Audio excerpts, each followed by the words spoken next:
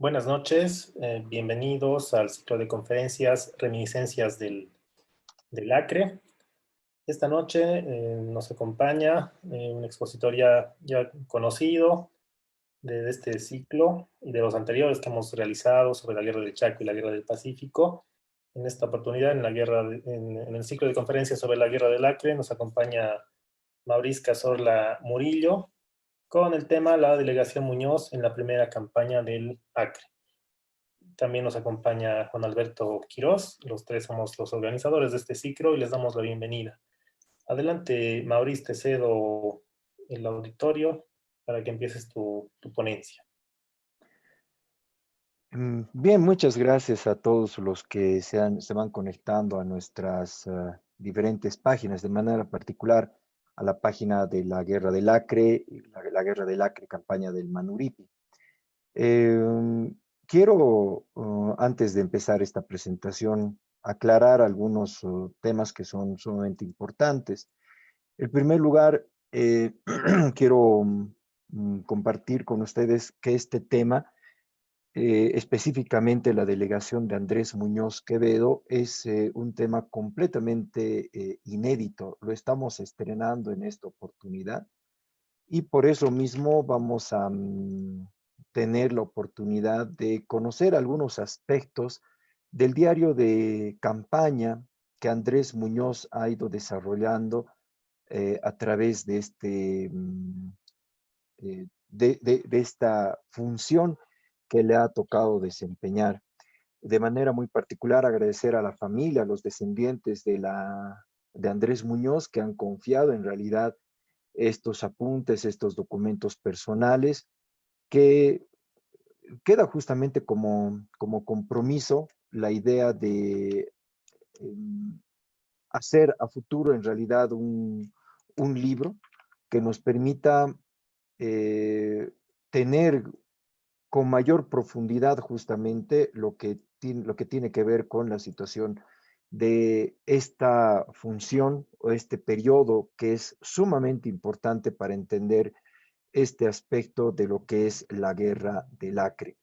De esta manera, con este pequeño preámbulo, vamos a irnos a conocer en realidad, primero, quién fue don Andrés Muñoz. Don Andrés Muñoz en realidad era hijo de Mariano Donato Muñoz y también de doña Rosaura Quevedo, que era hermana de Quintín Quevedo, muy amigo de Mariano Melgarejo. ¿Quién era Mariano Donato Muñoz? Un poquito recorriendo la historia. Mariano Donato Muñoz en realidad fue ministro en el gobierno de Mariano Melgarejo, una personalidad interesante, también muy cuestionado en algún momento por la influencia que ha ejercido también justamente por el general Mariano Melgarejo, pero que es necesario hacer algunas aclaraciones al respecto cuando se tenga que hablar de este personaje. Don Andrés Muñoz en realidad nace en la ciudad de La Paz el 29 de noviembre de 1859. Él muy joven se va al Perú, justamente después del exilio que es objeto su padre, Mariano Donato Muñoz, después de la caída de Melgarejo en 1871, y termina sus estudios secundarios en la ciudad de Tacna. Y al mismo tiempo logra en realidad continuar sus estudios en la Universidad de San Marcos de Lima, en Perú, en la carrera de medicina. Pero mientras estaba desempeñando lo que era el estudio de la carrera de medicina, le sorprende justamente la guerra del Pacífico. Y como todos los estudiantes de medicina de la Universidad de San Marcos, se enlista en la Cruz Roja y también en el Cuerpo de Sanidad en este periodo de la Guerra del Pacífico.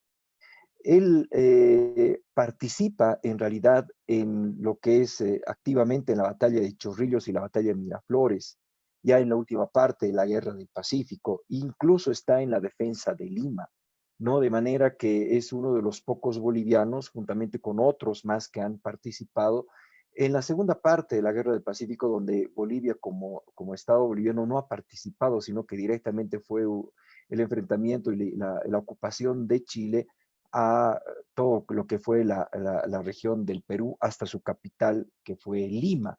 Entonces, Andrés Muñoz, en realidad, por este motivo, es que se queda allá hasta terminar justamente lo que fue la Guerra del Pacífico, y en honor a esta actividad es que recibe el título de meritorio de la Guerra del Pacífico, otorgado justamente por el gobierno peruano.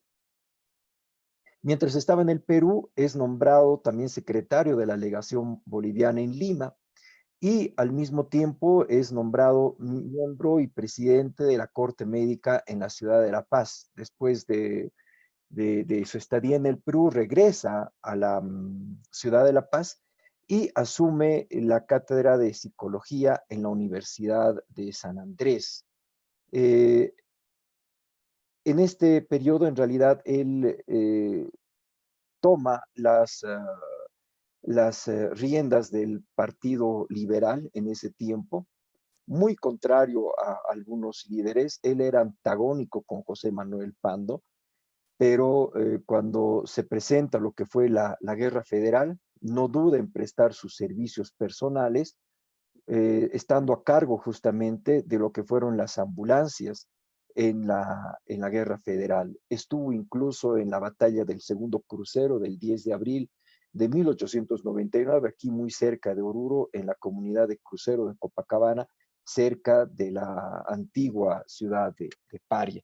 Y la fotografía que vemos en la derecha justamente es el cuerpo de ambulancias del Ejército Federal en 1899, y al medio lo podemos ver justamente Andrés Muñoz. Después de haber desempeñado en realidad esta, este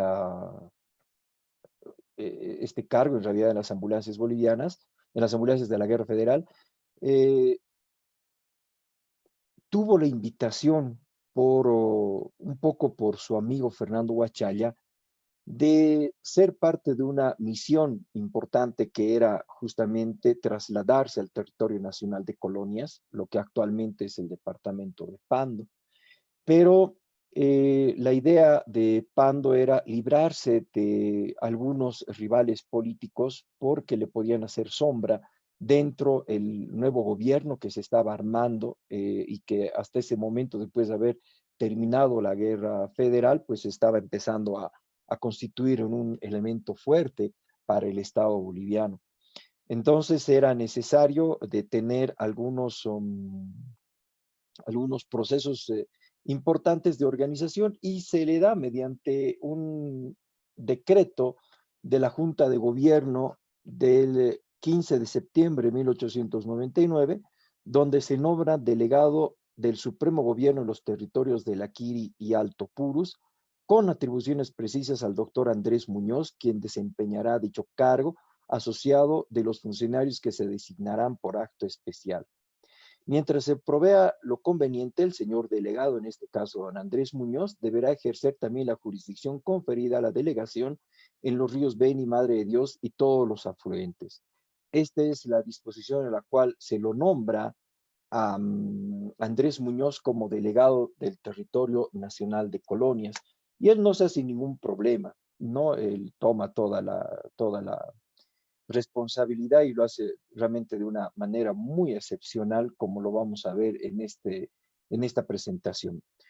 Saltándome un poco a esta parte que es el motivo central de esta presentación, debo decir que después fue prefecto de Oruro entre 1902 y 1903, fue también prefecto de Cochabamba, fue prefecto de La Paz, como también fue senador por el Beni. Lamentablemente fallece en 1922 a los 63 años de edad, ¿no? Después de haber dejado en realidad una vida interesante en este trayecto político, especialmente para el norte del país. Y lamentablemente es una figura que no se la ha estudiado con profundidad. Es uno de los personajes clave en lo que es justamente el tema del conflicto del Acre, y del cual vale la pena profundizar, vale la pena ver la situación de entender en realidad todo este tipo de circunstancias que nos permitan justamente comprender todas las vicisitudes que han tenido a lo largo de este tipo a lo largo de toda la gestión que que le ha permitido desempeñar. Y justamente ahora vamos ya a entrar a lo que ha sido su acción como delegado del territorio nacional de colonias. Una vez que recibe este nombramiento, organiza toda la fuerza, eh, primero con los funcionarios civiles, se va con un administrador, un administrador de aduana que debía desempeñar sus funciones allá primero en Riberalta, después un juez instructor, un notario, un jefe de sanidad que era el doctor Viaña y varios otros funcionarios. Pero también se va con el piquete Abarua, que tenía una fuerza de 50 hombres, y la columna 10 de abril del 899. El nombre de columna 10 de abril del 899 era justamente por la victoria del ejército federal en la batalla del Segundo Crucero. Y toda esta, toda esta misión en realidad es bastante interesante porque si nos fijamos bien, tarda casi 2 meses en llegar desde la ciudad de La Paz hasta la ciudad de Riberalta, que era en realidad el poblado más importante en el territorio nacional de colonias. Eh, a la derecha estoy mostrando una parte de estas memorias que Andrés Muñoz ha dejado. Justamente esta corresponde al día de la llegada de la expedición a Riberalta, pero desde el primer día he ido anotando en realidad en pequeños papeles tipo formato de receta que tenían en la parte principal, la cara principal, una especie de agenda. Después utiliza otros papeles, utiliza hojas de carta y varios otros elementos. Primero lo hace en tinta, pero parece que la tinta se le acaba y después utiliza el lápiz como el recurso indispensable para anotar todas estas memorias. Tenemos en realidad en nuestro poder las memorias que van desde el 25 de octubre en una primera parte hasta el 14 de diciembre. Después tenemos otra que va desde el 14 de diciembre hasta el 31 de diciembre. Después tenemos otra que va desde el 1 de enero hasta el mes de agosto del año 1900. Después de esa parte hay otro grupo en otro formato de hojas que va hasta el 31 de diciembre de 1900 hasta el cambio de siglo, como él lo comenta.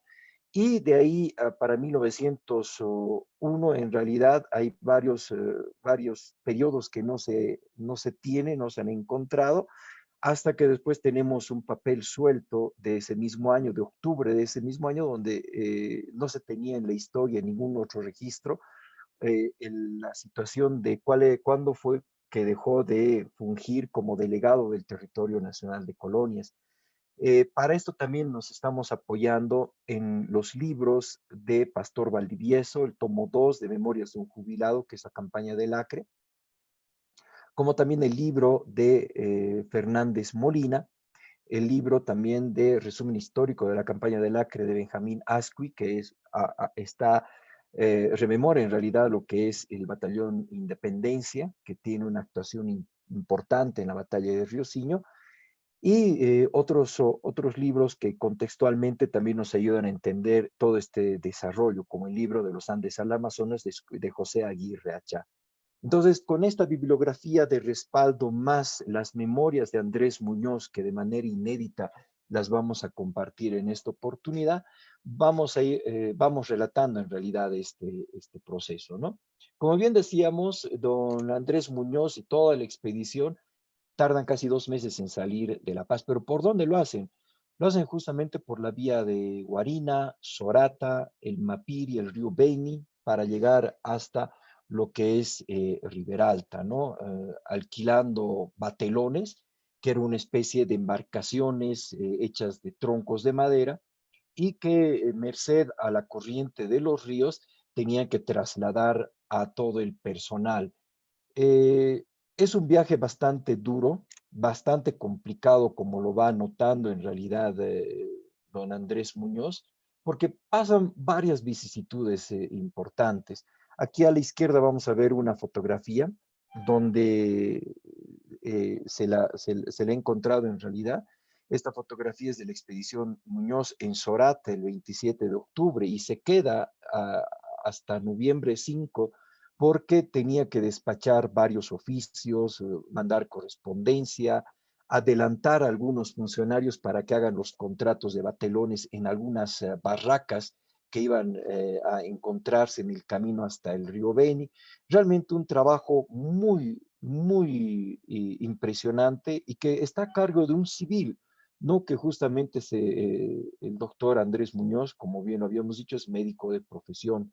Entonces, esto nos ayuda a entender realmente que él ha tenido una responsabilidad alta de parte del Estado boliviano en hacer todo este recorrido. Y va mencionando varios hechos, ¿no? Por ejemplo, después de haber salido de Sorata, cuando estaban en ese camino hacia Mapiri, una noche de esas en realidad aparecen muchos oficiales borrachos y esto es una constante en la expedición porque casi todas las noches en realidad los oficiales que estaban a cargo del piquete Avaró y de la columna 10 de abril lamentablemente se dedicaban mucho al consumo de alcohol.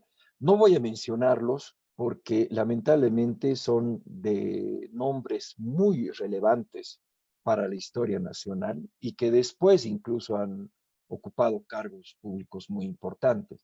Yo estoy con el compromiso de escribir algún libro y por supuesto ahí vamos a poner en extenso todos estos detalles. Pero sin embargo, vamos a quedarnos en realidad con un poquito la idea, ¿no? Las acciones pretenciosas de algunos jefes y oficiales, incluso él anota en su diario que en algún momento ha habido un problema con los civiles porque el piquete y la columna tenían su batería de cocina donde preparaban el rancho para los jefes oficiales y la tropa.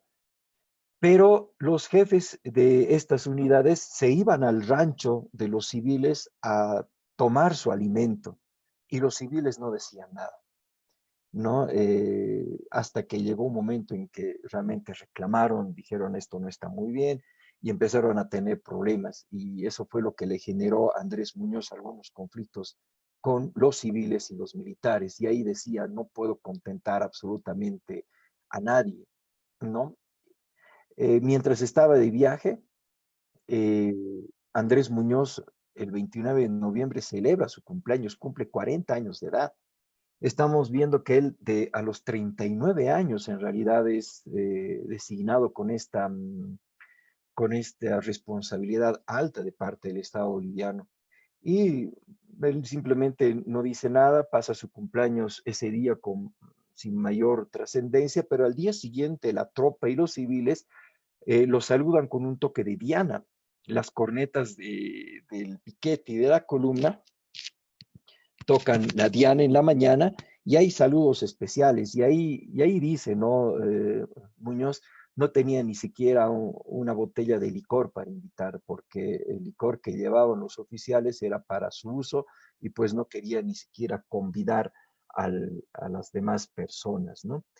Pese al festejo, se da todavía problemas en repartir el desayuno, el almuerzo, se van en realidad a la batería de los civiles, que ellos resignados tienen que aceptar lo que se les da, no así de los jefes y oficiales. Yo entiendo que en realidad los oficiales no han sido designados adecuadamente, ¿no? Seguramente por alguna situación particular es que han sido beneficiados de esta cualidad para llevar adelante esta expedición. Pero lamentablemente le ha generado muchos disgustos a Andrés Muñoz y decía en su diario, ¿no?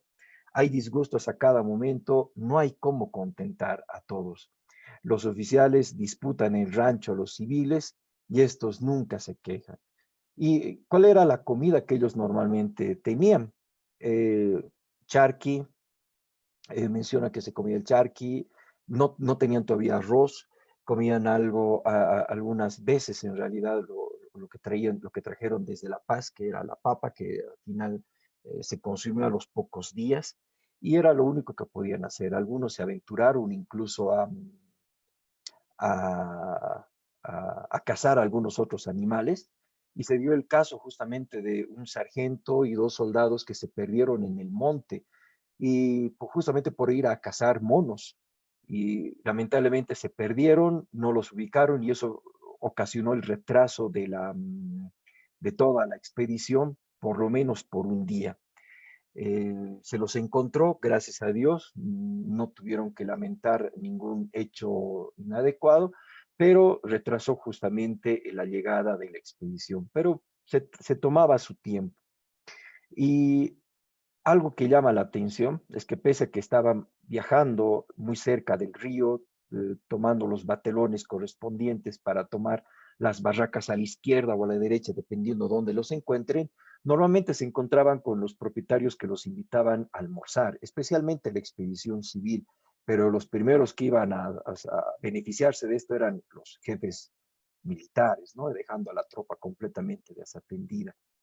Y un dato interesante es que el 6 de diciembre, don Andrés Muñoz ordena que toda la tropa y toda la expedición tenga que bañarse y tenga que lavar su ropa, lo cual lo hacen después de haber salido de La Paz el 25 de octubre de 1899. Mucho tiempo tiene que pasar justamente para que se efectúe esto, porque todos los días tenían que realizar un viaje. Y aquí Andrés Muñoz dice, me di el primer baño de aseo en el río Beni. No era un buen campamento, fue por descuido del adelantado del doctor que le había encomendado días antes a que vaya a arreglar, pero lamentablemente no lo hizo porque se fue a ver enfermos al sector del Carmen. Consiguió carne fresca para todos y también leche para algunos enfermos que estaban llevando en la expedición, porque algunos ya estaban afectados por algunas enfermedades, ¿no? Y esto vamos a ver realmente en los hechos posteriores, cómo se iban curando algunas enfermedades y qué tipo de medicinas también estaban utilizando. El 6 de diciembre, hace adelantar, a sus auxiliares, al intendente Hipólito Rocha, como también a sus auxiliares Suazo, para que puedan ir hasta Riberalta lo más antes posible, antes de la expedición, para organizar el alojamiento de los cuerpos militares como también de los civiles, ya con la previsión de que se estaban acercando, ¿no? Y algo que llama la atención es que mientras estaba de viaje, él andaba leyendo un libro que se llamaba o Acre, que era un libro en portugués. No menciona el autor, pero se estaba introduciendo en realidad un libro que había sido escrito en el Brasil, que había sido una descripción física de lo que eran los ríos, toda la región, y es lo que hacía de que Andrés Muñoz se vaya introduciendo en toda la región, tomando en cuenta en realidad que no conocía toda la zona, justamente por esa coyuntura. Cuando llegan a Bizumbo, a una barraca que está a un costado del río Beni, son atendidos por Joseba Carreza, que les invita a almorzar. Ahí expide su correo, manda comunicaciones a La Paz, y el correo lo hacía justamente por algunos auxiliares que él tenía a disposición, que tanto iban hacia Ribera Alta como también bajaban hacia La Paz, y luego ellos volvían otra vez para dar alcance a la expedición, trayendo algún correo importante que tenga que ver especialmente con eh, el, el gobierno. El 10 de diciembre tenemos una descripción interesante de cuál era la dieta que tuvieron ese día. El rancho en la mañana fue café con galletas, el almuerzo fue chupé de arroz con charqui, ostras, plátanos cocidos, y además lograron tener chocolate en agua o leche condensada. Llevaban bastantes conservas, y la leche condensada se convierte en realidad en un elemento sumamente importante en la expedición. También hacen una sopa de fideos con charqui, arroz con charqui, y además para elección hay té o café. Realmente fue uno de los mejores días donde tuvieron una alimentación bastante interesante, y eso es lo que promueve en realidad que la expedición haya salido adecuadamente. Em, Pasan los días y llega justamente a Ribera Alta el 14 de diciembre de, de 1899. Y en ese interín, en realidad, do, la delegación o la expedición llega, pero no habían los adelantados, los que había comisionado justamente, no habían logrado organizar adecuadamente el alojamiento a la tropa. Llegan en un momento donde había bastante aguacero, como dice Andrés Muñoz, no había un buen alojamiento no solo para los civiles. Entonces, pese a eso, la gente Ribera Alta los recibe con gran algarabía. Les reciben con una banda de música que debieron tener allá. Inmediatamente Andrés Muñoz se reúne con uno de los más importantes industriales de aquella zona, de todo el sector justamente del territorio nacional de colonias, como era don Nicolás Suárez. Una reunión bastante importante donde le tiene que pedir orientación por la cuestión geográfica de la zona y ver cómo se iban a organizar. Hasta eso pasan los días, llega el año de enero 1900, el año nuevo en realidad, y como de costumbre es recurrente el mal comportamiento de los jefes y oficiales de estas unidades. El 18 de enero recibe una comunicación de que el general Pando iba a venir desde La Paz. Y ahí Andrés Muñoz se pregunta y dice, ¿no? Ahora, ¿cuál va a ser mi situación?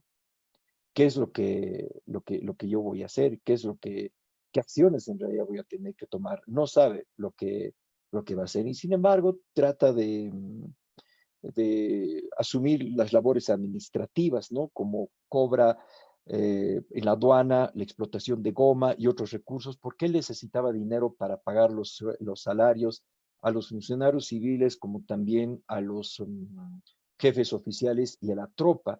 Normalmente estos montos iban entre 15,000 a 20,000 bolivianos, que se necesitaba justamente para este tipo de erogación. Y estando en Ribera Alta también nombra al delegado en Ribera Alta para darle la organización administrativa justamente. Y lo más relevante de esto es que se organiza una especie de junta de obras para darle una característica mejor a lo que era Ribera Alta en ese tiempo. Esta junta de obras tiene la obligación o la misión, mejor dicho, de diseñar lo que era la ciudad de Ribera Alta, que ya desde 20 años atrás ya había sido asentada, ya habían varias familias viviendo allá, pero había que darle cierta organización y esta junta de obras en realidad, a la cual él presidía, estaba justamente siendo parte para darle una estructura mucho más adecuada.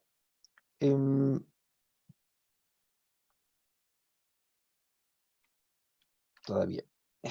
En el, hay, hay un proceso interesante en el cual lo nombra a Nicolás Suárez como delegado en Ribera Alta, porque él en realidad entendía que debía salir de Ribera Alta para extender justamente la parte administrativa del Estado boliviano en toda la región del norte. Y para eso también antes de salir, el 23 de diciembre, le encomienda a Justo Tapia y otro, no va solo, sino que va con otro oficial más, porque en los otros libros entendemos que él se va solo, pero en realidad en el diario de Andrés Muñoz, él se va con otra persona, para que vaya a ver cómo estaba la situación en el Acre. Él se va el 23 de diciembre y el 29 de enero, casi un mes después, recibe un oficio donde el teniente le informa la situación que se estaba pasando en el Acre, ¿no? Y realmente es preocupante porque ahí se entera que el 14 de enero cae Puerto Alonso, no había población, no había mucha población. Ladislao Ibarra en realidad cae herido frente a invasión de 600, Andrés Muñoz dice filibusteros, pero eran en realidad los revoltosos que levantan la bandera del Estado independiente del Acre. Entonces lo hacen desocupar a Ladislao Ibarra, que solo tiene que defender el puerto, y lamentablemente él sucumbe frente a la invasión de los acreanos. Entonces el objetivo justamente era retomar lo que era Puerto Alonso, que había sido fundado por José Paravicini en 1898. Y Paravicini fue el primer delegado en realidad en la región, y lamentablemente fallece producto justamente de las enfermedades que contrae en todo este sector, a los cuales muchos de nosotros no estamos acostumbrados. Entonces, por eso es que era la importancia de la delegación Muñoz de llegar hasta el Acre. Pero para llegar al Acre, él tenía que ver las condiciones necesarias, conocer el terreno, conocer a la gente, conocer a los importantes industriales como Nicolás Suárez y otros más con los cuales él se entrevista, para poder hacer todo este tipo de acciones, especialmente las acciones administrativas.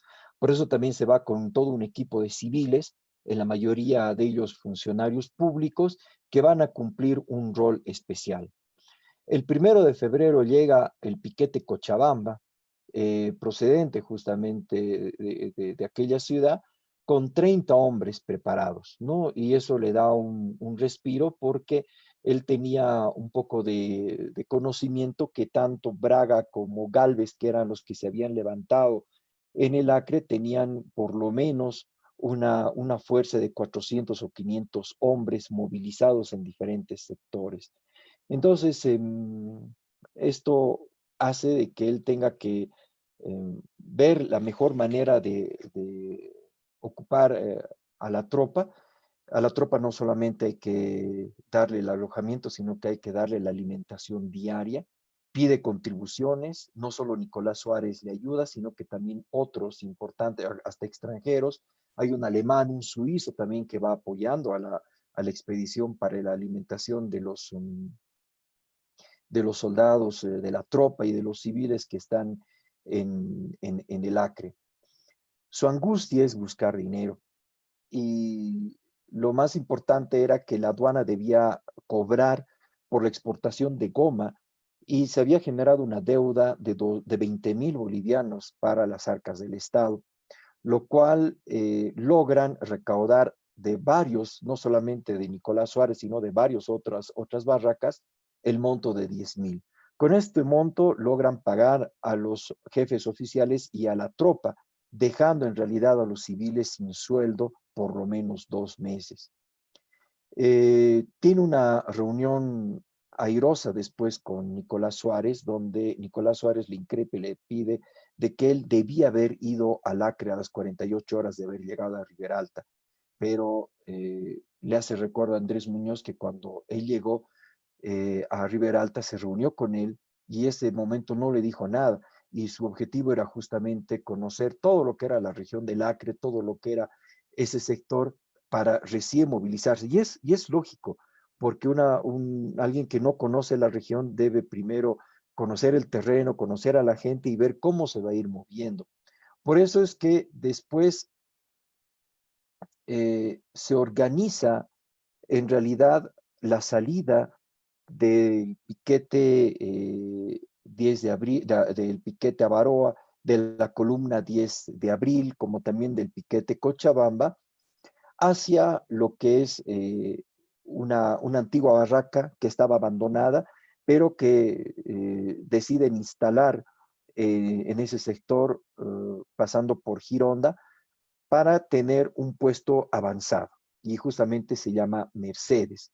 Y aquí vemos dos fotografías importantes: la fotografía del famoso Tahuamanú, que es una embarcación que alquila Andrés Muñoz, que pertenecía a una de las casas comerciales que estaban allá, y también la Cernambí, que es una otra embarcación, no sé si la he pronunciado bien, y es otra embarcación en realidad que también la alquila, y es las embarcaciones tal vez más importantes en esta primera campaña, porque son las que entre Mercedes y Ribera Alta, llevan víveres hasta el lugar donde estaba Andrés Muñoz, traen correspondencia, y era realmente las embarcaciones que han jugado un rol sumamente importante. Actualmente la Toamanú está en Ribera Alta, ha sido declarada monumento nacional con justa razón.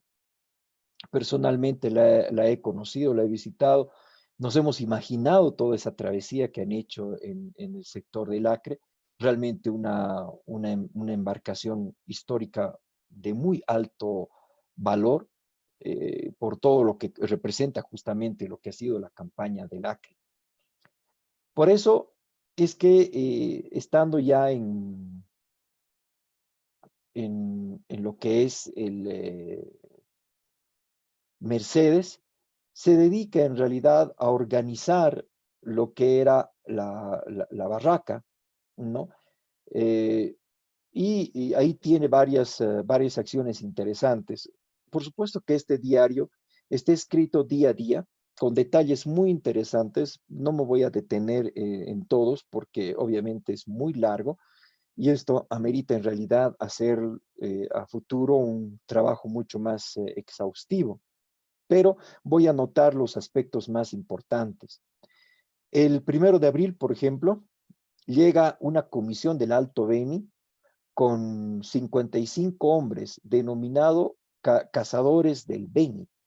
Y estos cazadores del Beni en realidad son fusionados con la columna 10 de abril, ¿no? Entonces, esta columna se va reforzando porque ya muchos estaban enfermos, estaban mal, pero había que reforzar. El paludismo y el beriberi empezaron a hacer caer a muchos de los, uh, de los soldados que se habían surcado. Incluso mismo Andrés Muñoz sufre de algunas dolencias como temperatura, dolor de cabeza, dolor de barriga, y él tiene que autoadministrarse, autorrecetarse algunos medicamentos como la quinina, que era muy popular en ese tiempo. Y aquí en este diario se va haciendo justamente lo que es el viaje, el trayecto de la Tahuamanú y el Cernambí, que van hasta Ribera Alta, vuelven, traen correspondencia. Y algo que llama la atención es que le llegan los números del periódico La Prensa de La Paz, en los números 39, 40, 41 y 42. Y lo extraño es que su contador, el responsable de la contabilidad de la expedición, eh, escribe al periódico La Prensa defenestrando la gestión de Andrés Muñoz. Andrés Muñoz realmente se lamenta, se molesta bastante, pero no lo destituye a esta persona, sino que lo mantiene en el cargo, pero le da serias reprimendas. Y al final se entera que es uno de los jefes militares los que influyen en la acción de este funcionario civil para escribir al periódico.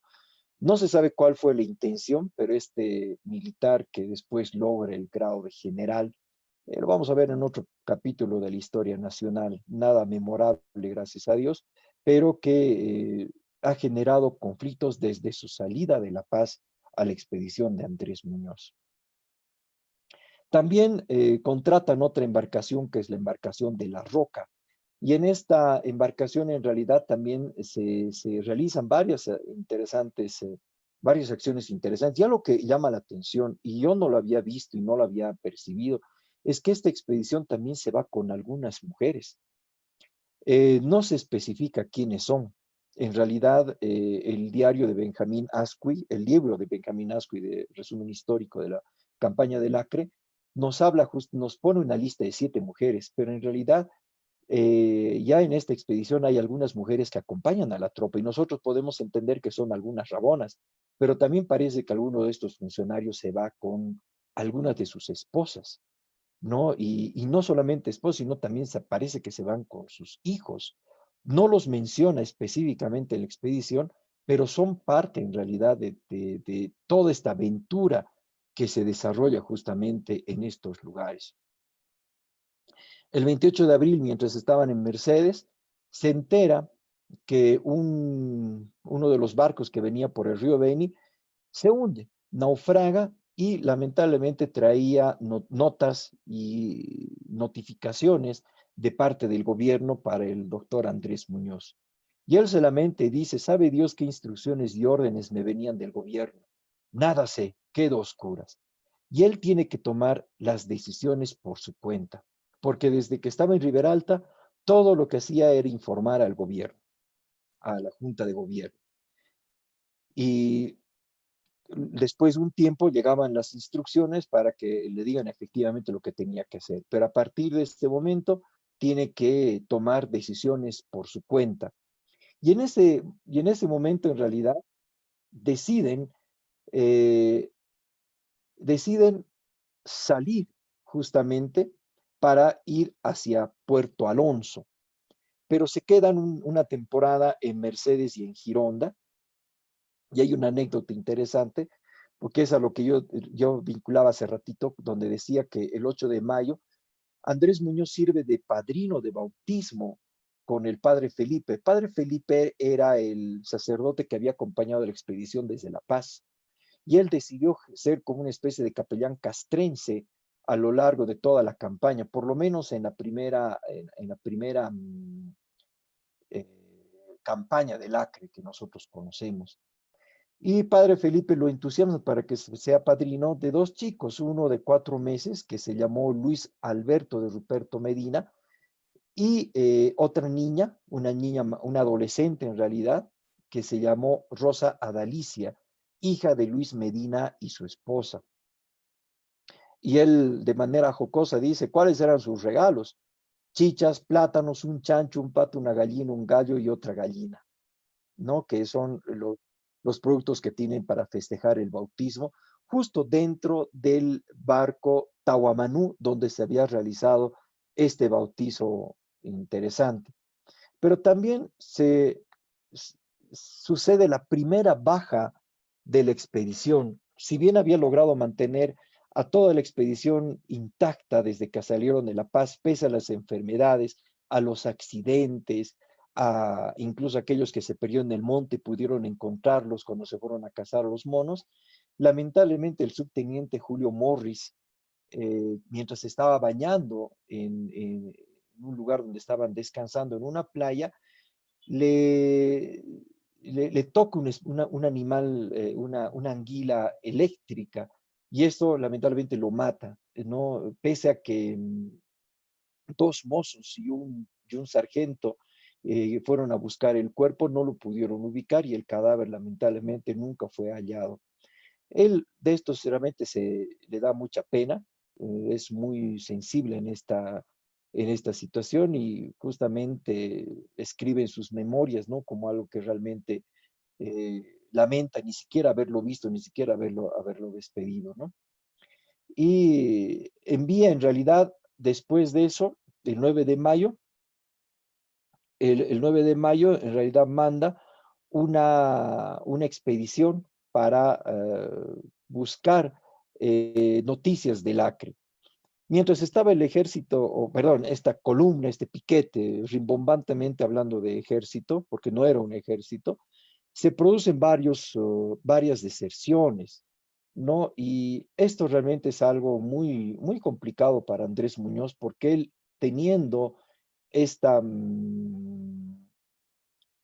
esta responsabilidad, siendo él un civil, tiene que dar órdenes completamente de disciplina hacia los militares para mantener el orden justamente en toda la delegación. Por eso es que cuando se da este hecho, 3 soldados desertan, los encuentran, lamentablemente él tiene que ordenar la, mm, el castigo de 500 azotes a cada uno y al guardia cómplice por 200 azotes. Él escribe y dice, me impresionó mucho, fue la primera vez que vi un castigo. En tiempos de guerra, la deserción es castigada con la pena de muerte, como lo hemos visto en otro tipo de conflictos bélicos, como la guerra del Chaco, pero en este caso tienen que dar los azotes, ¿no? Y él se siente realmente muy mal, muy apesumbrado, muy complicado por esta situación, y él tiene que aceptar justamente esta situación. Entonces ordena que todos los efectivos en realidad tengan funciones especiales, y se ordena la construcción de un hospital, la construcción de algunas dependencias en Mercedes, como también algunas labores propias, ¿no? Que ayudan a mantener tal vez una moral estable, como el desgranado del maíz, el pelado del arroz y algunos otros en realidad buscando carne fresca, no muy lejos del lugar para que puedan comerlos toda la expedición.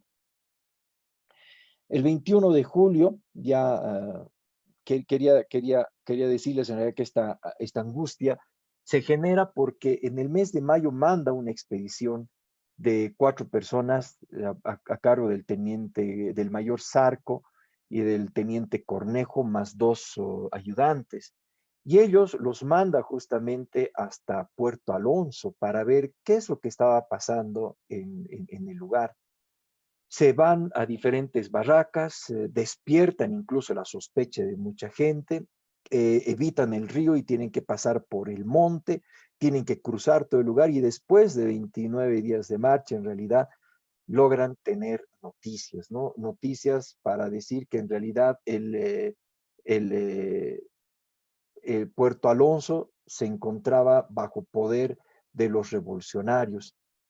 Entonces, esto es lo que obliga a Andrés Muñoz a tomar una decisión. La decisión de salir con toda la expedición hacia Puerto Alonso.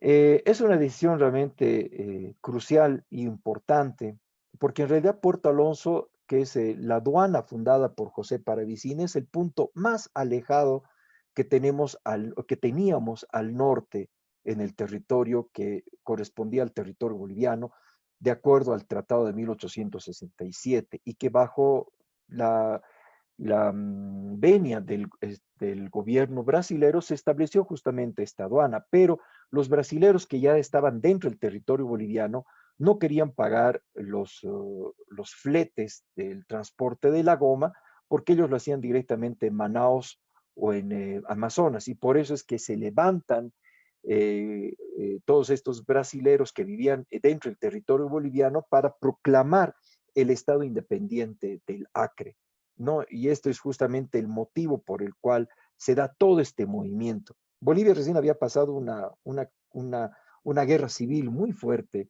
¿no? La famosa guerra federal, y esta pequeña cantidad de hombres estaba haciendo justamente de que cambie toda esta realidad hacia lo que era la región del Amazonas. Y cuando llega Zarco y Cornejo, le cuentan toda esta situación y eso es lo que le anima a él a tomar la decisión de salir justamente desde lo que es Mercedes para el Acre. Organiza toda la expedición y como él era una persona muy previsora, manda adelantados hacia Riosinho, hacia Empresa, que después se llama Vuelta Empresa, ahora es Río Branco, y obviamente algunos hasta Puerto Alonso, pero no llegan en realidad, ninguno llega hasta Puerto Alonso. Y aquí hay una distinción importante, y esto ha generado mucha confusión, porque Puerto Alonso fue fundado por José Paravicini con ese nombre, Puerto Alonso, en honor al presidente de Bolivia de ese momento, que era Severo Fernández Alonso. Pero como la guerra federal había puesto al gobierno, a los liberales, encabezados por Pando, Macario Pinilla, Serapio Reyes Ortiz, y como primer vicepresidente a Lucio Pérez Velasco, es que la delegación toma la equivocada idea de cambiar el nombre a Puerto Acre. Y esto ha generado mucha confusión porque se pensaba que Puerto Acre era otra población y Puerto Alonso era en realidad diferente, ha generado, como digo, una confusión muy grande en la primera y la segunda campaña. Pero los brasileros o los revolucionarios acrenses, podríamos llamar así, entre comillas, nunca dejaron de denominar a esta importante localidad como Puerto Alonso, y lo hicieron incluso hasta su caída en 1903, en enero del 23 de enero de 1903. Entonces, realmente algo que para nosotros nos obliga a entender de que estos elementos hay que manejarlos con mucho cuidado para no generar justamente confusiones. Entonces, ahí aparecen varios oficiales muy diligentes, como el capitán Anse y el teniente Navarro, que además de algunos soldados de la columna 16 de julio, logran traer 3 o 4 presos de la BUNAF, presos de estos revoltosos, como los llamaban, ¿no? Y ellos les dan justamente mucha información de cómo se estaba moviendo Galvez en la región de Empresa. Entonces, esto es lo que obliga a tomar varias previsiones para abrir un camino por el monte, una estrada, ¿cómo se dice? Para lograr conectar justamente y cortar camino por toda esa curva que da el río, dando la vuelta por Río Siño. Entonces, era importante hacer todo este tema, y al final logran, podríamos decir, logran consolidar todo este tema el- en agosto de ese año, salir justamente hacia Puerto Acre, llegando a esta población el 22 de septiembre de 1900. Estamos hablando un año después de su salida de La Paz. Y él se queda en Puerto Alonso, pero ya como Puerto Acre, le cambian el nombre. Y en su descripción es impresionante porque dice es una ciudad abandonada, con mucha suciedad, humedad, olores nauseabundos de las habitaciones que se habían construido de madera, logra izar la bandera nacional, y habían letreros de madera que se habían colocado de manera muy rimbombante, ¿no? Como Hotel París, calle Río Branco y algunos nombres brasileros que se presumía que fueron los brasileros que habían decidido colocar estos nombres.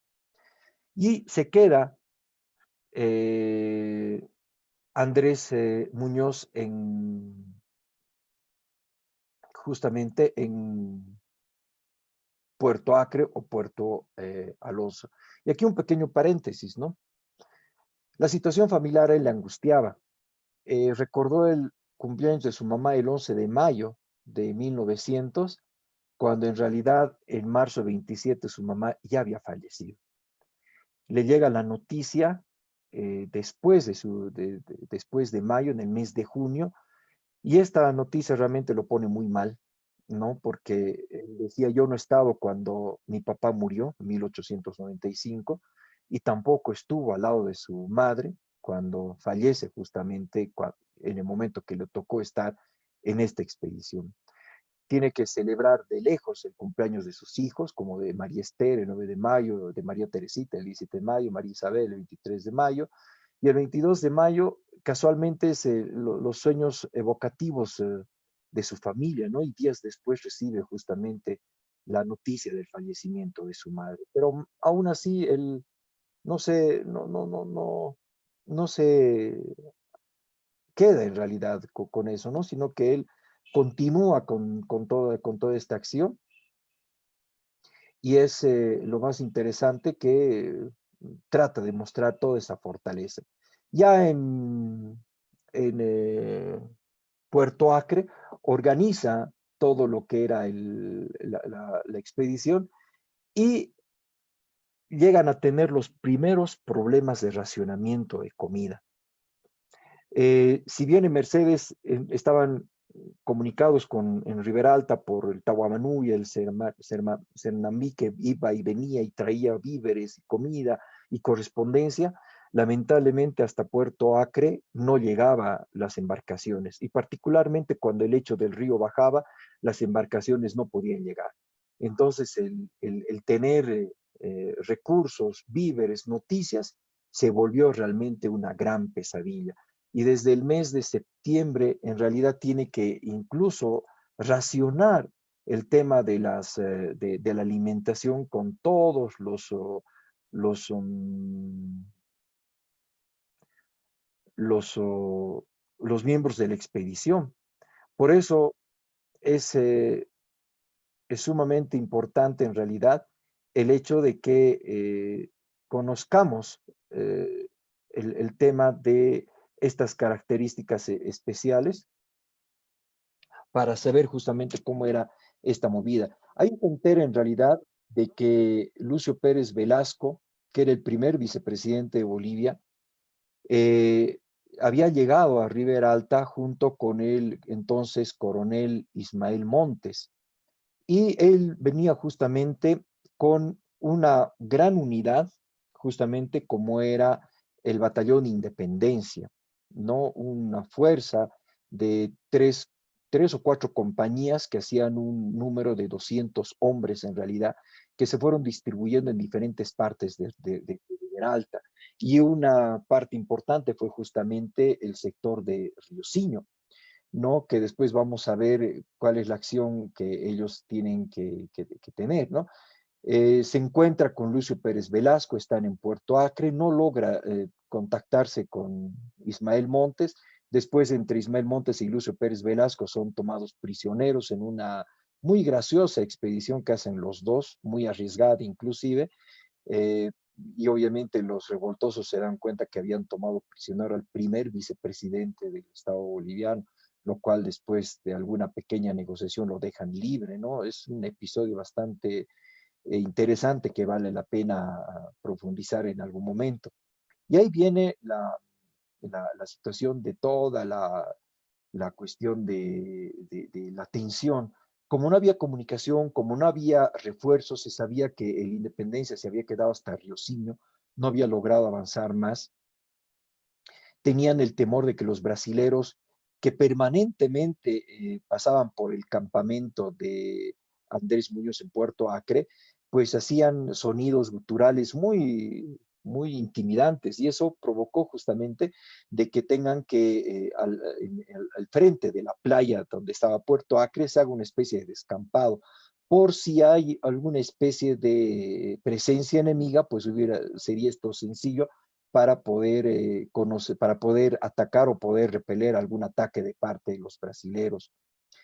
Se entera en el mes de diciembre justamente la acción de Riosinho. Él no está presente en Riosinho, pero tiene que lamentar la muerte ocasional de quien era juez instructor de su delegación, que era justamente el doctor Justiniano Cladera, natural de Oruro, que él estaba recorriendo las barracas para hacer los registros, para hacer las actas de posesión a nombre del Estado boliviano y demás, porque en realidad cuando el gobierno boliviano se establece en la región, muchos brasileños lo toman de muy buena manera y se acercan a Andrés Muñoz, como otros personajes también, para poder aplicar la justicia boliviana en muchos actos que habían pasado por encima de la ley, especialmente el tema de los asesinatos.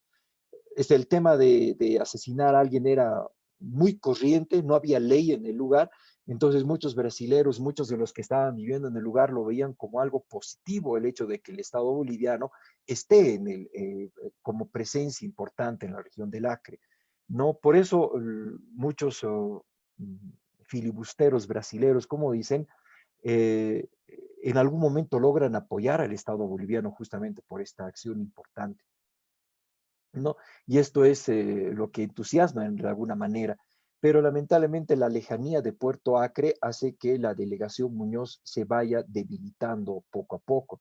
Por un número de 300 hombres que llegaron hasta Puerto Acre, hasta el mes de diciembre llegaron a ser 213. A diario iban falleciendo muchos por el beriberi, el paludismo y otras enfermedades tropicales, particularmente por la falta de víveres. Se tenía que comer media ración, como decía él, no había charque, no había carne fresca.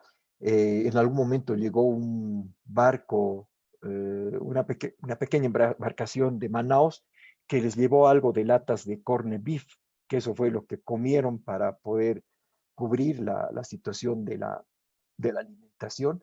Desde el mes de octubre en realidad andaban con esta acción, no tomaban desayuno, tomaban simplemente media ración en el día, y con todas las limitaciones del caso. No tenían ni siquiera leche, el agua que tenían era la misma agua del río, lo que provocaba en muchos de los casos la disentería.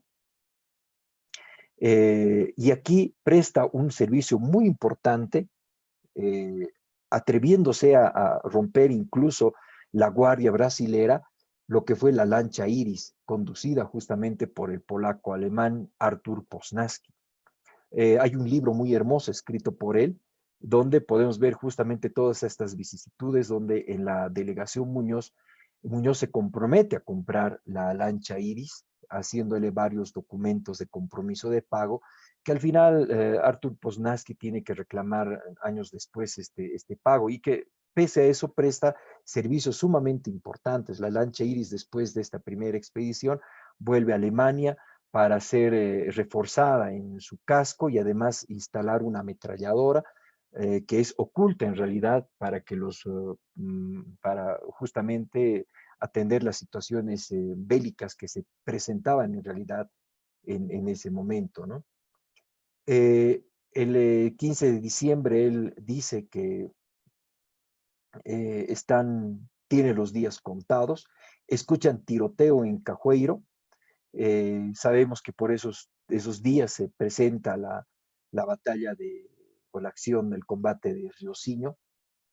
Él empieza a pensar, ¿no? ¿Cómo podría guardarse Puerto Acre sin peligro de un ataque desde abajo, cuando se suponía que desde arriba tampoco venía nadie? Entonces empiezan las vicisitudes y piensan en dos frentes que podían sorprender justamente a Puerto Acre. El 16 de diciembre, Andrés Muñoz cae enfermo. Dice, me siento mal. La parte moral influye también sobre la física. Tomo quinina y esparteína, que son medicamentos que él se va suministrando. Empeora el estado sanitario en Puerto Acre, 95 enfermos de beriberi, entre 213. Casi el 45% de toda la guarnición, entre ellos también civiles, están enfermos. Conoce el 16 de diciembre, como les decía, el combate del Batallón Independencia en Riosinho, que según él dice debió haber sido el 11 o el 12.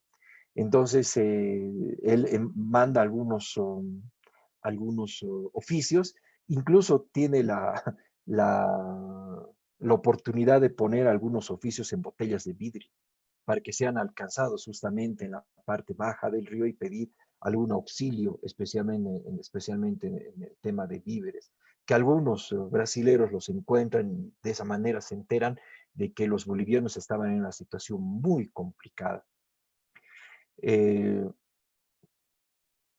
el tema del 17 de diciembre confirman el combate de Riosinho y el triunfo justamente del batallón segundo, que ya confirma que fue el día 10, con 20 soldados de la Baroa que también estaban allá, y aquí confirma la muerte de Justiniano Cladera, que es la persona que lamentablemente cae en esta acción, fuera de otros soldados también. Se entera que hay bolivianos presos en Bagazo, y entre ellos una mujer, pero no se especifica el nombre de la mujer, y nosotros suponemos que es también una rabona que estaba acompañando justamente a la expedición. Para la fuerza disponible que tenía el Acre para cualquier acción era el Piquete Avaroa. Tenía 25 hombres de los más de 50 que habían salido de La Paz. el Pérez Velasco, que era 60, que eran soldados que habían venido incluso desde Santa Cruz de la Sierra, la columna noroeste, que tenía 10, el piquete Cochabamba, que de más de 30 llegan a ser 7 los sobrevivientes, y la policía y guardia fluvial, 15, que entre ellos eran los oficiales de policía de Ribera Alta. En total, solo llegan a tener 120 efectivos que podían tener alguna defensa propia. En esa noche, 19 de diciembre, tienen una reunión con todo el Estado Mayor y le plantean la posibilidad de abandonar Puerto Acre. Pero Andrés Muñoz se niega. Su alto deber de patriótico de quedarse en esa importante población hace de que no tengan que salir y mantenerse justamente en Puerto Acre, cueste lo que cueste, y tener la comunicación permanente o de alguna manera con Independencia o por lo menos hasta Ribera Alta. Dos personas se ofrecen a tener comunicación con Ribera Alta, un español y un chuquisaqueño, que lamentablemente en vez de lograr esta comunicación desertan y se van hacia el Amazonas, justamente por la situación. No los culpamos porque en realidad estaban teniendo una situación muy compleja. Los Mauser y los Winchester que tenían estaban funcionando con ciertos defectos y habían logrado tener algunos fusiles Mannlicher, que son algunos fusiles que se habían utilizado también en la guerra del Pacífico. Entonces tenían en realidad un armamento con 100 tiros para cada soldado, que no alcanzaba para un ataque sostenido que iban a hacer los enemigos en cualquier momento y que escuchaban justamente este tipo de amenazas. El 21 de diciembre se dan cuenta que tienen rancho solo para 10 días y a media ración. Los enfermos exigían mayor alimentación y atención y la verdad era era muy complicada la situación de la guarnición en Puerto Acre. Y no solamente los soldados, sino también hablamos de los civiles que todavía vivían allá y que algunos, como dije, estaban con sus esposas y algunos incluso hasta con sus propios hijos.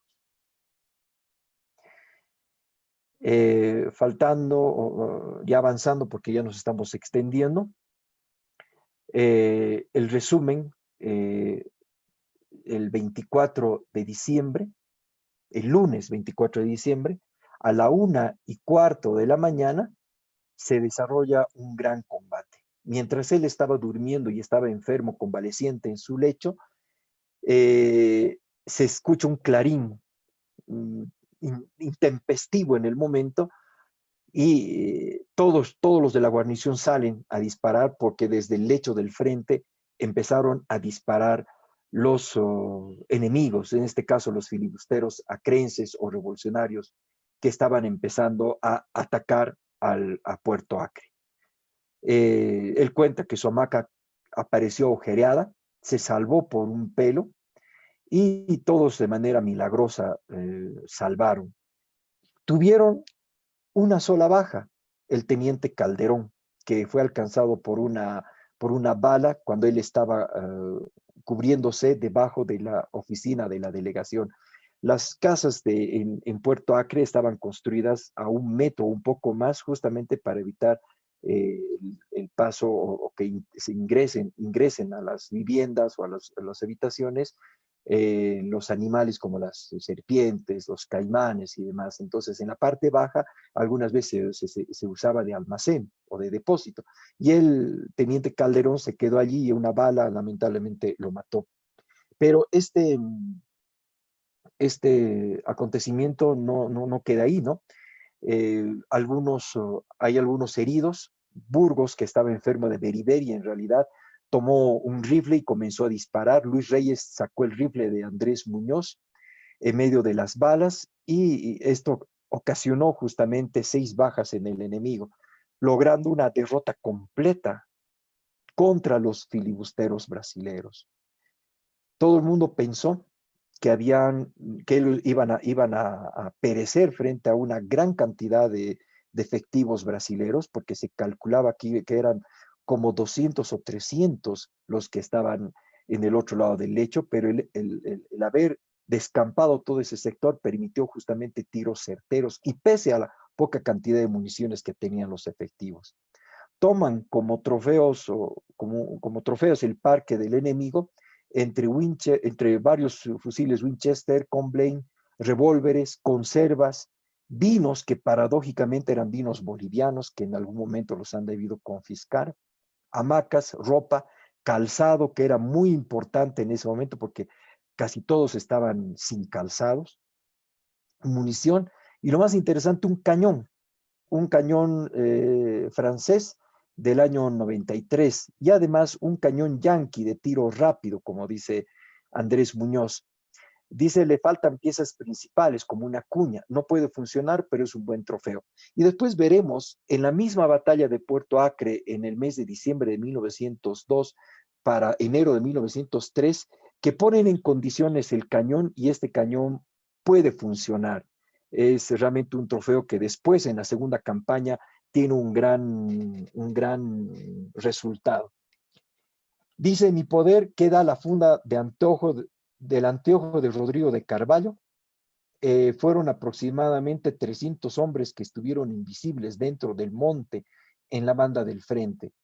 El pequeño desmonte que hicimos fue bueno. No hicimos más por burlas de don Lucio Pérez Velasco, que no creía en un ataque por el frente, sino por arriba. Realmente fue la mejor solución, porque si no hubiese mandado 50 hombres de la Baroa, que me pedía Humaitá, y así hubiera gastado hombres y tiros y hubiéramos terminado derrotados en esta batalla. Se lograron disparar a los enemigos más de 2,000 cartuchos, que es todo lo que han encontrado justamente en ese descampado. Y él contaba en medio de la batalla que decía, había rechiflas a cada descarga que hacían ellos, dianas, ataques, había entusiasmo de parte de los bolivianos, pese a la situación que tenían de estar enfermos, sin muchas municiones y demás, había realmente una moral muy interesante. Y esto justamente logró de que se haya logrado una victoria importante. Puerto Acre, la primera victoria en realidad en este tiempo, con 43 jefes, oficiales civiles, 153 de tropas, 6 voluntarios brasileros, 73 enfermos y un extraviado cuando comenzó el combate, ¿no? Además de 14 mujeres que también fueron parte importante de la batalla y que lamentablemente no se registraron sus nombres. Triunfo completo. Se distinguieron el doctor Araníbar y el teniente coronel Pedro Salazar, que después el teniente coronel Pedro Salazar es el quien deja Puerto Acre un año después a toda la expedición, a toda la delegación que llega un año después, ¿no? Después de eso, el 25 de diciembre festejan el triunfo, hay la canción nacional, la pequeña banda de música toca los instrumentos, es realmente un momento importante. Esta fotografía vemos en realidad los trofeos que logran en ese momento. Aquí está toda la delegación, en la parte superior está don Andrés Muñoz, ahí está el cañón, ahí está el otro cañón de tiro rápido, como decía él, ¿no? Que es realmente los trofeos importantes que los van exhibiendo en algunas fotografías de este acontecimiento importante. Anota el 31 de diciembre como el último día del mes, del año y del siglo XIX, el 31 de diciembre de 1900, para iniciar un nuevo siglo. Él con mucha expectativa, con mucho entusiasmo, continúa con esta función. Se logra comunicación, aparece Moreira, que llega desde el Amazonas con su embarcación trayendo víveres, trayendo alimentos para todos los de la guarnición, que es recibido justamente de manera muy entusiasta. Y de esa manera, en realidad, este año, o ese año en realidad, se desarrolla bajo ese tipo de acontecimientos, ¿no? Voy a saltarme en realidad porque ya estamos sobre la hora, es realmente un relato muy interesante. Los Los libros que he citado hace rato no mencionan cuando don Andrés Muñoz deja la delegación del Territorio Nacional de Colonias. Sin embargo, una hoja suelta que tenemos de su diario, porque no tenemos las otras hojas, una hoja suelta menciona justamente que ya habían ciertas presiones de parte del gobierno del general Pando, por lo cual lo hicieron sentir con una gran incomodidad. Y él había manejado el presupuesto, había manejado adecuadamente todo lo que era el suministro, la organización de la expedición, la toma de Puerto Acre, de la manera más responsable, pero lamentablemente él siente mucha incomodidad y no dice ninguno de los libros que hemos citado, pero él presenta su renuncia el 25 de octubre del año 1901 al gobierno nacional, en realidad ante el vicepresidente Lucio Pérez Velasco, que después es exiliado por el mismo gobierno de Pando. Entonces él decide volver al país, volver a La Paz, pero ya no sabemos esa parte del diario, no sabemos por dónde vuelve, no sabemos si vuelve por el lado de Manaus, Amazonas, bordeando el continente hasta llegar a Buenos Aires, como lo hacen otras expediciones, porque volver por Ribera Alta, Río Beni y demás era realmente un camino muy complicado. Y después de eso llega a La Paz, se queda en La Paz, asume el cargo de prefecto de Oruro después de que llega de la expedición y ahí termina en realidad esta delegación de Andrés Muñoz. He obviado muchos detalles, muchas acciones, muchos elementos que valen la pena mencionarlos, pero en realidad simplemente he querido presentar una parte de lo que ha sido justamente su gestión como delegado de Andrés Muñoz en el territorio nacional de Colonia. Es un personaje realmente que ha sido olvidado por la historia y que en este momento lo estamos trayendo a colación, lo estamos trayendo vigente, porque merece en realidad todos los homenajes correspondientes como un importante funcionario civil que ha dirigido toda una expedición militar, ha puesto orden, ha derrotado incluso a los revoltosos acrenses en Puerto Alonso o Puerto Acre, y creo que merece justamente todo tipo de reconocimiento. Muchas gracias. Bien, muchas gracias, Maurice. Una muy reveladora disertación. Y bueno, como siempre tenemos comentarios de la gente. Adelante, Juan Alberto. Bien, para continuar con el ciclo de preguntas, voy a permitir leer los que han llegado. Acá tenemos a Carla Elizabeth García, que dice buenas noches. Carlos Alberto Sandoval Landívar nos dice saludos de Santa Cruz. Y te cedo la palabra, Diego. Bueno, Marcelo Francesco Vaca Suárez dice saludos desde Rurrenabaque. Y Ayrton Laureano, saludos, buenas noches. Nuestro amigo Jorge Abastoflor nos dice muchas felicidades, Mauricio Casor. Excelente exposición. Una pregunta. ¿Cuál era la participación de los miembros del ejército republicano en esta expedición? Si entendí la pregunta, eh, si nos referimos, Jorge, al piquete Avaró, a la columna 10 de abril, al batallón Independencia, si nos referimos a ellos, pues obviamente toda la expedición fue, primero, la expedición fue organizada no solamente por los civiles, sino también por estos pequeños piquetes y columnas que han permitido acompañar a la expedición hasta la región del Acre. El ejército como tal, por lo que hemos visto, no ha recibido una orden de movilización del ejército, sino simplemente, eh, el, por ejemplo, el Avaroa ha sido dividido para que una parte pueda trasladarse al Acre.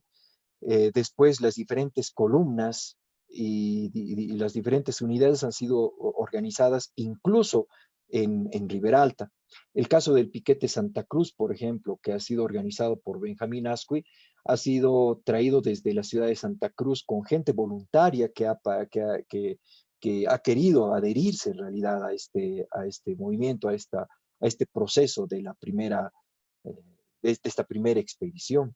¿No? El piquete Cochabamba también, que ha sido organizado con voluntarios. Estamos hablando en realidad no de un ejército regular, sino estamos hablando de pequeñas unidades, particularmente de gente del Oriente, y vamos a ver después en la famosa columna Porvenir. No es el tema ahora. Cuando hablemos de Nicolás Suárez en la segunda campaña, vamos a hablar de la columna Porvenir, que han sido organizados justamente por trabajadores de las diferentes barracas de Nicolás Suárez.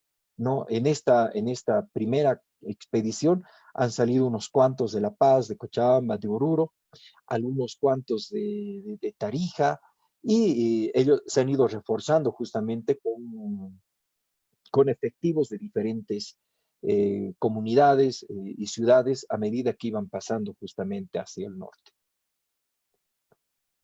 Excelente. Acá tenemos a Niwil Abargal, que nos dice, buenas noches. Dos preguntas, por favor. La primera, si en el diario de campaña considera el doctor Muñoz las causas de la indisciplina de las tropas en esta primera expedición, y si a razón de la guerra civil se considera el efectivo de 367 hombres. Segunda pregunta. Perdón, mejor respondamos esa pregunta y le leo la siguiente. Sí, bueno, en realidad Andrés Muñoz anotaba en su diario, lo he dicho en algún momento, la indisciplina se debía a los jefes y oficiales, ¿no? Que lamentablemente en más de una ocasión abusaban del consumo de bebidas alcohólicas mientras estaban en campamentos. Y eso porque no sé si era el motivo, pero parece que fue así, de que no querían recibir órdenes de un civil, en este caso el doctor Andrés Muñoz. Hay dos militares que yo los tengo, podríamos decir, fichados, que a lo largo de toda la campaña le van haciendo realmente una mala imagen a Andrés Muñoz. Escriben a los periódicos en La Paz, realmente una sinsabores muy inadecuados. Y lamentablemente uno de estos militares tiene hechos históricos posteriores que no los voy a referir, pero lamentablemente estos militares después de la guerra civil han sido seleccionados en realidad por oficiales que eran particularmente de las guarniciones en La Paz y Oruro. El régimen Tabaroa, por ejemplo, estaba en Oruro, pero se organiza solamente un piquete para que pueda ir hacia el Acre. No va todo el regimiento, sino va simplemente un piquete porque no era necesario movilizar a todo el ejército. Y démonos cuenta, llevar a todo un ejército hacia el norte, con el transporte, con todas las limitaciones que conocemos, realmente era muy complejo. Y conocer a detalle esto realmente me ha ayudado a entender de que realmente esta primera expedición ha sido la más difícil, la más complicada de todas.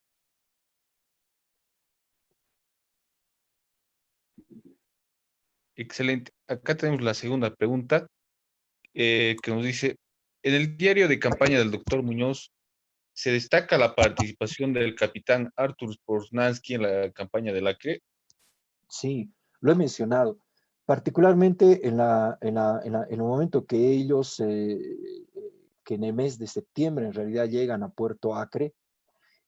También se presenta Artur Poznański, donde Andrés Muñoz tiene el compromiso de comprar la lancha Iris, ¿no? A costa del gobierno boliviano y a costa justamente de la aduana que debía establecerse en Puerto Acre. En realidad, todo el movimiento económico se debía autosustentar por el pago de flete, por el pago de aduana, por el impuesto a la goma, toda la situación. Entonces él calculaba que esta lancha debía ser comprada por el Estado boliviano, pero como Puerto Acre quedó abandonado, los brasileros no pagaban, no querían asumir en realidad sus obligaciones, se generó un conflicto después con Artur Poznański, pero en realidad sí se reconoce toda la valentía de Artur Poznański en esta última parte porque sorteando incluso la guardia de los brasileros cuando estaba en Manaus, por ejemplo, logra llevar víveres hasta Puerto Acre para poder auxiliar justamente a toda la expedición. Realmente, si quisiéramos conocer esta parte, hay que leer el libro de Artur Poznański, lo que es La lancha Iris, que es realmente un libro muy fabuloso, muy interesante.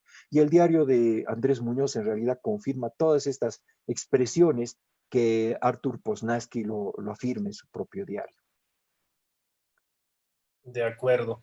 Bien, aquí tenemos a Fernando Vaca Suárez, que dice, lancha Tahuamanu condecorada por el Cóndor de los Andes, presea extraviada, monumento nacional en deterioro. Sí, efectivamente, la lancha Tahuamanú, que está en Riberalta, he tenido oportunidad de conocerla, de ella he sacado la fotografía que he incluido en la presentación. Es una lancha histórica, ¿no? De las pocas sobrevivientes, ¿no? Aquí en mi presentación estoy incluyendo una fotografía de la lancha que llevó el nombre de Andrés Muñoz, que fue comprado en la segunda campaña del Acre por el gobierno de Bolivia, justamente para ayudar en llevar los víveres, tropas y demás situaciones. Hay una, en el libro de José Manuel Aponte, que él es cruceño, que escribe justamente lo de la campaña del Acre, en la segunda campaña del Acre. Él cuenta que cuando salen de Puerto Acre, por última vez, los últimos bolivianos que salen de Puerto Acre en enero de 1903, él tiene una imagen muy dolida al ver que al pasar justamente por un sector ven a la lancha Andrés Muñoz, le bautizaron justamente en honor al doctor Andrés Muñoz, y ven a la lancha ya hundiéndose, que solamente se veía la parte de la chimenea en realidad en el lecho en una parte del lecho del río. Y actualmente debe seguir ahí, ¿no? Y esta es la última imagen que tenemos de la lancha Andrés Muñoz y de una de las lanchas que realmente ha servido al Estado boliviano, ¿no? Juntamente con la Tahuamanú, que es de las pocas sobrevivientes de la guerra, de la campaña del Acre. La Tahuamanú, que sí ha sido condecorada por el Cóndor Rosante, y me había olvidado mencionarla, es declarado monumento nacional. En realidad debería estar bajo techo, en realidad, y poner toda la historia de esta lancha, en realidad, que realmente ha tenido un servicio importante para la nación boliviana. De acuerdo. Richard Flor pregunta, ¿es cierto que Paravicini entró al Acre para fundar Puerto Alonso por Manaos, Brasil? Sí, claro. Él en realidad estaba en Río de Janeiro y él entró por ese lado. Cuando pasa por Río de Janeiro, en realidad pide es que tenemos que entender esto en el contexto, porque en realidad la última misión de límites termina en 1897-98, que va a fijar justamente estos límites del tratado de 1867. Y en función a este tratado, en realidad, lo que se han querido hacer es justamente fijar los límites, que se tenía conflicto entre Brasil y Bolivia y también el Perú, pero al final, con la última expedición en la cual es parte José Manuel Pando, logran justamente fijar estos límites. Y cuando José Paravicini estaba en el Brasil, eh, comunica que iba a pasar a establecer una aduana para el cobro justamente del transporte de las bolachas de goma. Y en realidad el Brasil no tiene ninguna objeción, le da vía libre y él ingresa tranquilamente y funda justamente lo que es Puerto Alonso en 1898. Perfecto. Richard Flor también hace otra pregunta que dice, ¿hay algún registro de presencia boliviana antes de la fundación de Puerto Alonso en el Alto Acre y Bolivia? ¿Y Bolivia llegó a tener presencia en el Purus? Ese es otro tema en realidad, ¿no? Hay registros en realidad, nosotros conocemos en realidad algunas expediciones aisladas que se han dado desde lo que ha sido la firma del Tratado de 1867, y en realidad han sido los industriales, ¿no? Como Nicolás Suárez, los que han ido ocupando toda la región con sus barracas, ¿no? Particularmente yo debo reconocer a Nicolás Suárez como uno de los más grandes patriotas en la historia de Bolivia por haber establecido en realidad presencia boliviana y haber mantenido la soberanía nacional y además haber ayudado económicamente como también con sus hombres para lo que fue después la batalla de Bahía, en el triunfo de la batalla de Bahía. Entonces creo que no solo Suárez, sino otros también han ido estableciéndose en diferentes puntos, promoviendo justamente la soberanía nacional y que en algún momento el diario de José Manuel Aponte, por ejemplo, nos comenta, han recibido incluso hasta intimaciones de parte de los revoltosos acrenses, donde incluso en algún momento los han llegado a asesinar en sus propias barracas, siendo bolivianos o siendo incluso algunos brasileros que querían acogerse a la bandera boliviana. Entonces, realmente es una historia muy dramática, muy complicada para nuestra historia y que lamentablemente es desconocida, pero vale la pena relevar justamente estos capítulos de la historia. Excelente. Nuestro amigo Eric Portillo nos dice, muy buenas noches. Una pregunta, ¿qué pasó con la lancha Iris pasada la guerra? La verdad yo le perdí el rastro. No, el mismo libro de Artur Poznański no es muy claro en eso. No he investigado, debo ser franco, no he investigado qué es lo que ha pasado con la lancha Iris, pero yo quisiera que esperemos a una de las exposiciones que tenemos que justamente tiene que ver con las embarcaciones en la Guerra del Acre, y justamente una de ellas es la lancha Iris. No me acuerdo ahorita el nombre del expositor, que nos va a ayudar a justamente hablar de este tema de la lancha Iris. Excelente. Cabe aclarar, ¿no? Que es el coronel Maldonado León y que ya se le acusó la invitación, sin embargo, No, no hemos tenido es otra persona también la que va a exponer, que ya Ah, está dentro de la cronología, es una persona que ha hecho una tesis en realidad sobre las genial, embarcaciones en el Acre. perfecto. Y que Gracias por la Maldonado aclaración. también lo va a hacer excelente, ¿no? Va a ayudar realmente a fortalecer. Bien, continuando. Tenemos acá a Fernando Vaca Suárez, que nos dice, el doctor Muñoz merece esta reminiscencia, muy bien expuesta por Diego Roja. Aclarar que esta exposición estaba a cargo de nuestro amigo Mauricio Casor. Digo, Sí, tienes la gracias. palabra. Sí, gracias. Bueno, en realidad, agradecido justamente por esto, más que por la referencia de quién lo hace, es qué bueno que la gente reconozca que Andrés Muñoz ha sido realmente una persona importante en esta primera expedición, una persona que ha dejado, ha marcado la presencia boliviana en la primera campaña y que ha permitido en realidad también la victoria, las victorias de la primera campaña, lo que ha sido justamente las acciones de Riosinho, Puerto Alonso, Puerto Acre, Caquetá y las demás acciones.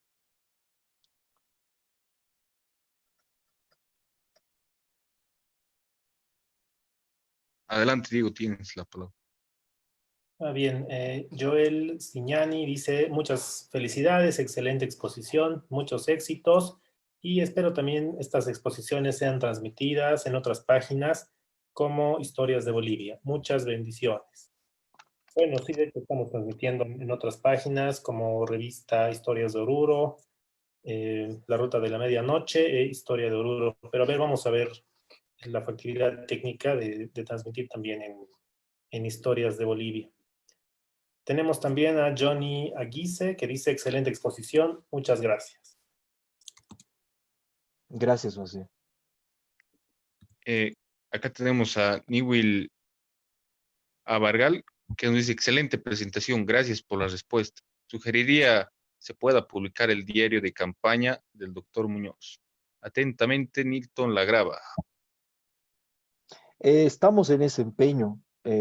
Yo tengo la obligación moral con la familia, lo he asumido de manera unilateral de hacer la publicación de un libro, porque no vale la pena que el diario permanezca guardado otra vez, sino que hay que publicarlo. Pero para publicarlo no solamente hay que transcribirlo, sino que también hay que comentar un poco los hechos del contexto, como un poquito yo los he ido compartiendo en esta exposición.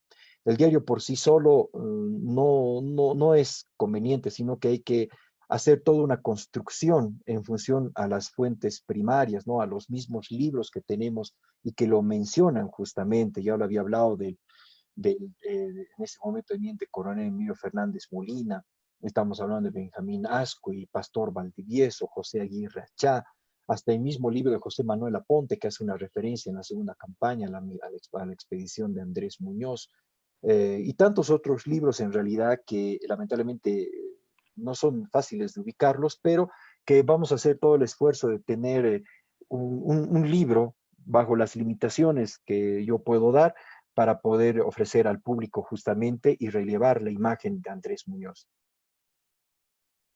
Excelente. Acá tenemos un comentario de Fernando Vaca Suárez que nos dice, la economía extractiva de La Plata concentraba la atención del Estado. El norte no era el interés del poder económico nacional. Eso es verdad. Eso es verdad. En realidad no solamente La Plata, sino que ya estaba comenzando la época del estaño. Después de que las minas importantes en Potosí y Oruro empezaron a producir y empezaron a generar un movimiento económico muy grande a partir de la minería del estaño, pues toda la atención se concentró en los centros mineros y obviamente se dejó de lado lo que era el norte. Y realmente hubiera sido otra la historia si le hubiéramos dado una atención especial a la vinculación, a la población, a los nexos que tenemos, que deberíamos haber tenido con el norte. Perfecto. Bueno, aquí hay un comentario de Cecilia Anse que dice, excelente exposición, querido Mauricio Cazorla, felicidades. Datos inéditos que deben darse a conocer. Gracias, Cecilia, una gran amiga. Agradezco mucho la atención y el apoyo también en las exposiciones. Fernando Vaca Suárez dice, la Iris se hunde y se reflota. Termina siendo pugnada por peruanos y brasileros en cercanías de Manaus. Nunca logró llegar a aguas bolivianas. Qué pena. Gracias por el dato, Fernando. Bien, acá tenemos a Franco Edi Pacheco que nos dice, muchas felicidades, excelente exposición, siga adelante. Y Gracias. a Sonia Castro Calante que nos dice, felicidades por dar continuidad a estas excelentes exposiciones. Esos son todos los comentarios y preguntas que nos han llegado. Eh, Muchas gracias, Diego. Muchas gracias, Juan, por el apoyo. Realmente este es un tema apasionante, la guerra del Acre. Y creo que en esta oportunidad, de manera primicial, podríamos decir, hemos presentado a Andrés Muñoz ante la comunidad y la idea era justamente relevar la personalidad de un gran hombre, una persona que no estaba muy involucrada en la política, pero que al final supo cumplir la función pública desde su rol con limitaciones, con los riesgos que le tomó inclusive el haberse enfermado, el no haber comido, el haber preferido inclusive que su tropa, que los jefes oficiales, los funcionarios civiles reciban las atenciones necesarias antes que él. Y creo que eso hace mucho, nos enseña mucho en realidad, y de estos importantes hombres tenemos que aprender. Eh, Creo que a futuro vamos a ir publicando algunas pequeñas reminiscencias, pequeños datos en realidad de esta conferencia, ya justamente haciendo el ensayo para hacer una publicación más grande. Muchas gracias y gracias a todos por las preguntas, los comentarios y un saludo muy especial en realidad a la gente de Riberalta, a la gente del Beni, donde he tenido oportunidad justamente de visitar para conocer inicialmente el primer espacio del inicio de lo que ha sido la expedición Muñoz y espero pronto poder conocer los teatros, lo que ha sido los escenarios de la Guerra del Acre, porque quiero llegar hasta Puerto Acre. Ahora es una población abandonada, de muy reducida población, muy alejada en realidad, ni siquiera ha logrado ser la capital del estado del Acre. Río Branco es la capital, pero en algún momento vamos a llegar hasta allí. Es mi deseo en realidad, esperemos que podamos cumplir este deseo en vida y podamos en realidad hacer todo un recorrido que hicieron justamente nuestros valientes antepasados para lograr estas victorias que la historia de Bolivia no las reconoce como tal. Bien, muchas gracias, Mauricio. Juan Alberto, tus palabras de despedida. Bien, para despedirnos de toda la audiencia, agradecer a nuestro amigo Mauricio por la excelente exposición, datos muy reveladores, muy interesantes y que de cierta manera nos ayudan a darle el lugar que corresponde a Andrés Muñoz, que creo que ha sido injustamente olvidado en nuestra historia y que desde ahora para adelante es nuestro deber y obligación resaltar su nombre en esta historia. Bien, antes de despedirme, quiero recordar a toda la gente que aún sigue en línea que este lunes 13 a las 8 de la noche nos estará acompañando la investigadora argentina Lorena Córdoba con la temática El mundo indígena amazónico en tiempos de la guerra del Acre. Están cordialmente invitados. Bien, muchas gracias a todos. Entonces, este ciclo de conferencias, Reminiscencias del Acre, como ya saben, se está llevando a cabo cada lunes y jueves. Tenemos ya todo este mes copado, entonces los esperamos este día lunes 13 a las 8 de la noche. Muchas gracias y buenas noches.